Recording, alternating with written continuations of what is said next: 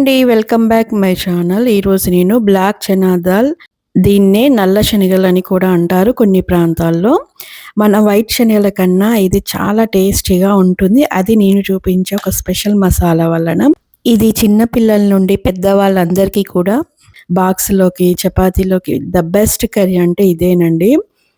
శనగలను వాష్ చేసుకొని 7-8 hours soak చేసుకోవాలండి. శనగలని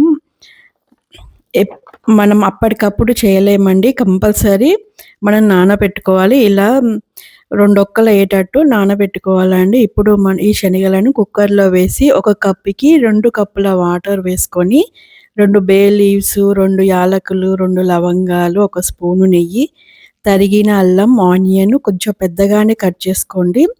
ఉప్పు, పసుపు వేసుకొని ఉడికించుకుందాము.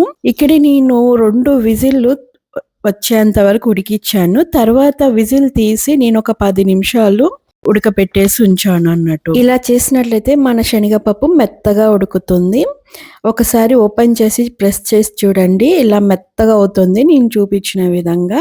ఇదే స్పూన్తో సర్కిల్లా చేసుకొని ఇప్పుడు మనం ఒక మిక్సీ జాడి తీసుకుందాం. అందులో ఆనియన్, వెల్లుల్లి, పచ్చిమిర్చి, కసూరి మేతి, కారం, ధనియాల పౌడర్, వేయించిన జీలకర్ర పౌడర్ కూడా వేసుకోండి.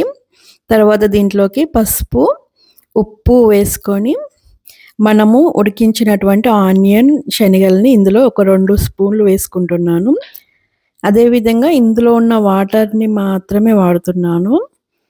ఇలా 1 స్పూన్ వాటర్ చాలండి. చాలా మెత్తగా స్మూతీగా అవుతుంది అన్నట్టు. ఇందులోకి నేను కొత్తిమీర తీసుకున్నాను. ఇప్పుడు మెత్తగా మిక్సీ పట్టేసుకుందామండి.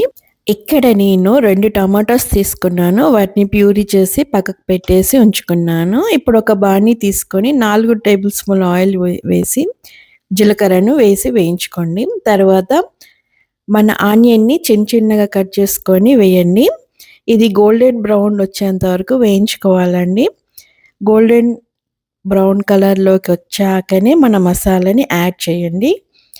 ఈ మసాలా అనేది మనము అడుగంటకుండా కలిపేసుకొని మూత పెట్టేసి ఉంచండి. ఒక 2-3 మినిట్స్ వెయిట్ చేయండి. ఒక 2-3 మినిట్స్ తర్వాత మళ్ళీ ఓపెన్ చేసి చూడండి కొంచెం అది అడుగు కూడా అంటుతుంది. దాన్ని చాలా జాగ్రత్తగా కలుపుకోవాలి. ఇప్పుడు మనం టమాటా ప్యూరీని వేసుకుందాము. ఈ టమాటా ప్యూరీ మసాలా అనేది కూడా కొంచెం వేగాలి అన్నట్టు ఒక 5 నిమిషాలు పెట్టేసి ఉంచండి. ఇలా 2-3 నిమిషాలు, 5-20 నిమిషాలు పడుతుందండి. సాల్ట్ తగినంత చూసుకొని వేసుకోండి. మధ్యలో ఆయిల్ పైకి వచ్చేంత వరకు ఫ్రై చేయాలండి. ఈ కర్రీకి ఓపిక చాలా అవసరం అండి. ఈ కర్రీ యొక్క సూపుని బట్టే మన కర్రీ టేస్ట్ అనేది ఉంటుంది. ఎంత బాగా ఫ్రై చేస్తారో అంత బాగా వస్తుందండి. ఈ కర్రీ అంతా మొత్తం దీని మీదనే డిపెండ్ అయి ఉన్నదండి. మధ్యలో నేను ఉడకబెట్టినటువంటి చనా వాటర్ ఉంది కదా, ఆ వాటర్నే వేసి కలుపుతూ ఉన్నాను నేను. ఇలా నేను ఆల్మోస్ట్ ఒక 4-8 టైమ్స్ అలా తీస్తూనే ఉన్నాను, కలుపుతూనే ఉన్నాను. చెప్పాను కదా, ఎంత ఓపికగా చేస్తే అంత బాగా వస్తుంది ఈ కర్రీ. మన కర్రీ దగ్గర పడుతున్నప్పుడల్లా నేను ఆ శనగలు ఉడికించినటువంటి వాటర్ని ఒక్కొక్క స్పూను, 2 స్పూన్స్ అలా వేసుకుంటూ కలుపుతూ వస్తున్నానండి. అలా కలుపుతూనే ఉండాలి అన్నట్టు. ఇప్పుడు ఇక్కడ చూసారు కదా, ఆయిల్ అనేది పైకి తేలుతుంది. ఇలా తేలినప్పుడే ఆయిల్ చూసారా గరిటెలో కూడా కనిపిస్తుంది.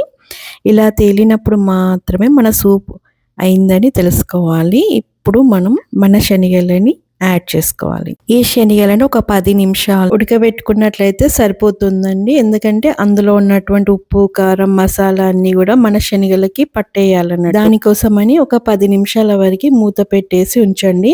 ఈ శనగల కర్రీ కూడా చూడండి, ఇలా నూనె పైకి తేలింది కదా, ఇంకా చాలు మనకు అయినట్టే. మనం ఇంకొక 2 ఇంగ్రీడియంట్స్ వేస్తే సరిపోతుంది. అదే అండి, ఇక్కడ ఒక చిటికెడు గరం మసాలా తీసుకున్నా అండి. నేను ఎక్కువగా వేయలేదు, ఓన్లీ చిటికెడే వేసాను. 1/2 టేబుల్ స్పూన్ ఆమ్చూర్ పౌడర్ కూడా వేసుకున్నానండి.